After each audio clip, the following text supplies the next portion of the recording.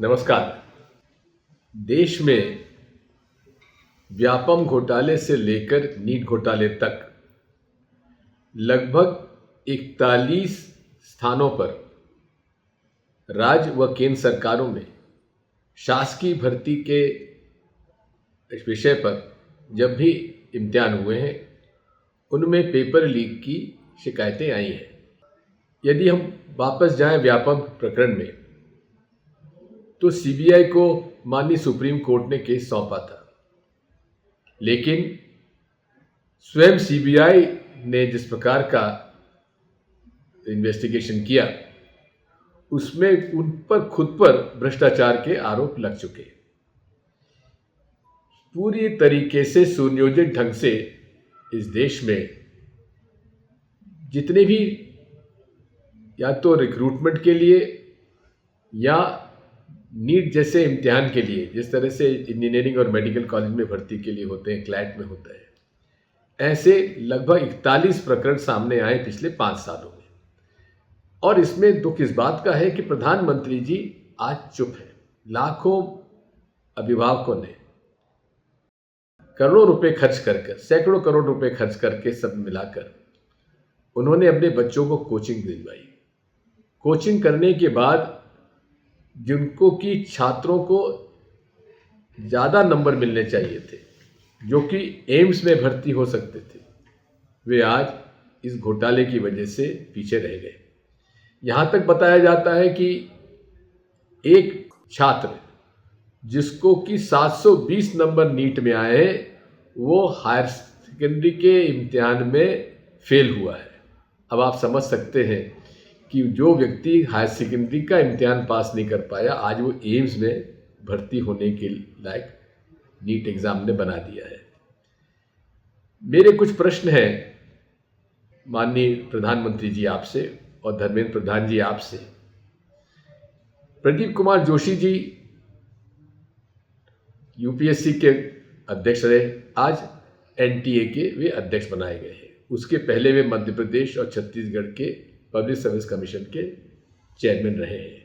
उन्हीं के अध्यक्षता के अंदर इतना बड़ा घोटाला हुआ है, लेकिन जांच के आदेश भी वही दे रहे हैं और वही जांच करेंगे।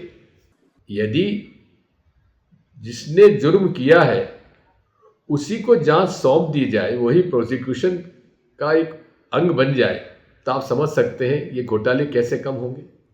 ये सब घोटाला करने वाले लोगों का एक समूह है, पूरे देश में एक माफिया बन चुका है। जिस दिन नीट एग्जाम हो रहे थे, बिहार में मामला पकड़ा गया, पुलिस में रिपोर्ट दर्ज हुई, गुजरात में शिकायत दर्ज हुई है, लेकिन नीट के एनटीए जो कहते हैं कि इसमें कोई दिक्कत नहीं है, कोई अनियमितता नहीं हुई है, ग्रेस मार्क्स दे दिए गए।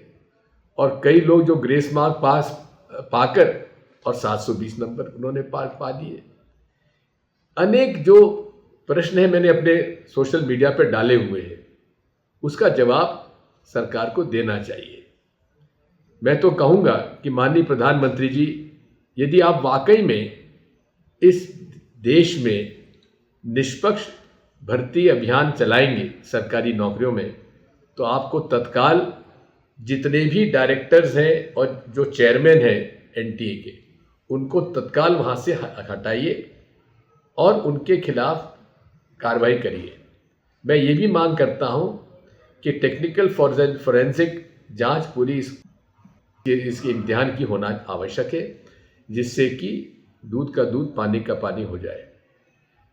मैं आज इस अवसर पर माननीय प्रधानमंत्री जी आपसे ये भी अनुरोध करूँगा कि इस पूरे नीट इम्तिहान को आप कैंसिल करिए और फिर से इसका इम्तिहान करवाइए, क्योंकि जो लड़के 720 नंबर पा गए हैं वही आज पूरे के पूरे एम्स पे कब्जा कर लेंगे। आप समझ सकते हैं कि एम्स जो हमारी एक प्रीमियर इंस्टीट्यूशन है देश की और अंतर्राष्ट्रीय क्षेत्र में उसका नाम है, उसको भी आप लोग ऐसे लोगों से अगर भर्ती कराएंगे तो हालत क्या हो सकती है आप समझ सकते हैं। इसलिए साथियों, हम सबको इस घपले के खिलाफ आवाज़ उठाना चाहिए और इस घपले के खिलाफ आप न केवल आवाज़ उठाएं, लेकिन जन जन में जाकर इसको हमें एक्सपोज करने की आवश्यकता है, इसे उजागर करने की आवश्यकता है।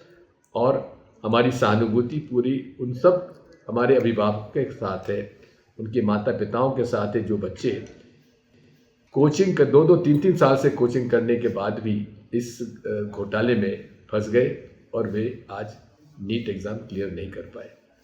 बहुत बहुत धन्यवाद।